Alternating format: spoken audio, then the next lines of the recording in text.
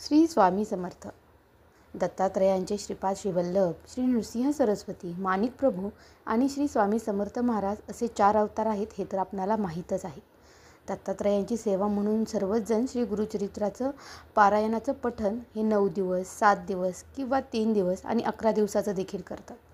पण हे करत असताना त्यामागे असलेले नियम आणि अटी काय हे आपण आज पाहणार. श्री गुरुचरित्र या ग्रंथाचे 52 अध्याय असून ओवी संख्या 7491 इतकी आहे. काही ग्रंथात 52 अध्याय आहेत. या ग्रंथात श्रीपाद श्रीवल्लभ व श्री नृसिंह सरस्वती यांच्या लीलांचे चमत्कारिक असे वर्णन करण्यात आले आहे. श्री गुरुचरित्र पारायण वाचल्याने आपल्यावरची संकटे दूर होतात, आरोग्याच्या तक्रारी दूर होतात, पितृदोष दूर होतो आणि इतर अडचणींवरही मार्ग सापडतो असे सांगितले गेले आहे. श्री गुरुचरित्र पारायण कसे करावे. श्री गुरुचरित्र वाचण्यापूर्वी आदल्या दिवशी समक्ष 4 कुत्रे व गाय यांना नैवेद्य अर्पण करा. 4 कुत्रे म्हणजे 4 वेद होय व 1 गाय म्हणजे दत्तात्रयांची कामधेनू असल्याने हा नियम पाळावा असे सांगितले जाते. पारायण करण्यासाठी लागणारे साहित्य.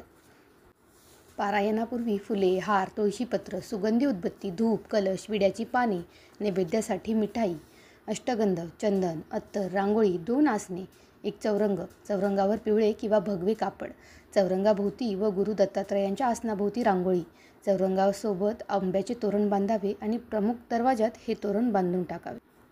तसेच चौरंगाजवळ डाव्या बाजूस समई लावावी. पारायणास बसण्यापूर्वी गावातील दत्त मंदिरात अथवा जवळच्या श्री स्वामी समर्थ केंद्रात जाऊन विडा, सुपारी व नारळ ठेवून सदर पारायणास उपस्थित राहण्यासाठी देवास प्रार्थना करावी.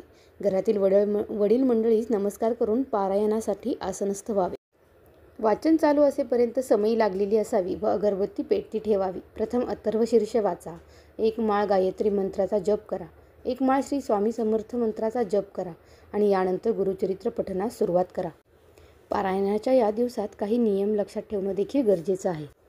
ते म्हणजे दुपारी 12 ते 12:30 ही वेळ श्री दत्त महाराजांच्या भिक्षेची असल्याने त्यावेळेस पारायण वाचन बंद ठेवा. श्री गुरुचरित्र वाचनाच्या कालावधीत दुसऱ्यांच्या घरचे अन्न खाऊ नका. आपली आई, पत्नी व बहीण यांच्या हातचे अन्न खाण्यामध्ये काहीच हरकत नाही. उपवास करू नका. दोन्ही वेळेस म्हणजे सकाळी आणि संध्याकाळी 1 धान्य फराळ करा. काही समस्या असल्यास स्वखर्चाने बाहेर खाण्यास हरकत नाही, परंतु आपल्याला पचायला जड असे पदार्थ खाऊ नये. तसेच तिखट पदार्थ, कांदा, लसूण यांचा आहारात समावेश करू नये. ग्रंथाचा नैवेद्य गाईला खाऊ घालावा किंवा स्वतः घ्यावा आणि मगच आपण भोजन करावे. श्री गुरुचरित्र वाचन कालावधीमध्ये सुद्धा आपल्याला नित्यसेवेत खंड पडून देऊ नये. शक्यतोवर जमिनीवर झोपावे, पलंगावरती झोपू नये. श्री गुरुचरित्र वाचनाच्या कालावधीत पुरुषांनी दाढी वाढवू नये. स्वतःच्या हाताने दाढी करावी. तसेच या काळात चामड्याऐवजी नायलॉन किंवा रबरी चप्पल जोड वापरावे. श्री गुरुचरित्र वाचनाच्या काळात पुरुषांनी ब्रह्मचर्याचं पालन करावं. श्री गुरुचरित्र वाचनाच्या कालावधीत मासिक पाळी आली तर पारायण दुसऱ्यांकडून करून घ्या. तसेच सुतक असणाऱ्यांना घरी किंवा अंत्यविधीत जाऊ नये. स्वतःच्या कुटुंबात जर सुतक आले असेल तर त्यावेळेस श्री गुरुचरित्र पारायण दुसऱ्यांकडून पूर्ण करा. अर्धवट सोडू नका आणि गोमूत्र शिंपडा. सप्ताह कालावधीत रोज सकाळी व संध्याकाळी श्री गुरुचरित्राच्या पोथीस नैवेद्य दाखवून आरती करावी. रोज रात्री झोपण्यापूर्वी श्री विष्णू सहस्त्रनाम वाचावे.